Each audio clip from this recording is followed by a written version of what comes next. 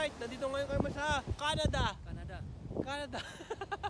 Oh, kita niyo yan. Sa Canada eh, no? Ang ganda dito na, bro. O, tingnan mo, kami lang yung tao dito.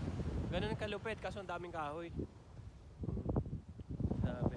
Napakaganda ng island na to. Kaso, ano to, private kasi to.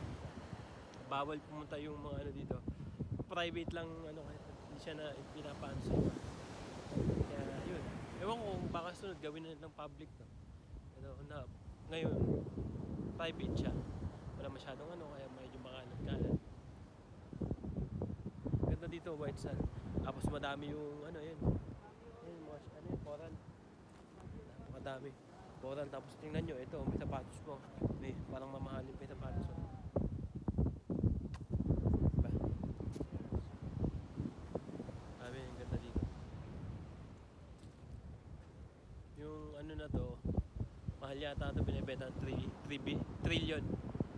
3 trillion. Not sure yun lang ang pag-aalam ko. Nasa 10,000 hectares to. 10,000 hectares to 70,000, no? 70,000 hectares. Mga ganon, 10,000 to 70.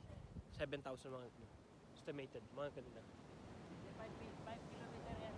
3 miles ang laki. 3 miles ang laki. Right. Ito yung mga ano, yung mga white sand na yan, mga ano to. Aray ko. Mga white sand na to, ano yan. Yung mga ano ng isda, yung kinain nilang mga shell. Naging ganyan. Mga shell yan. Nadurog, kinain ng isda. Right. Hanggang dito muna tayo. Lakas ng alon. Bro, saan punta?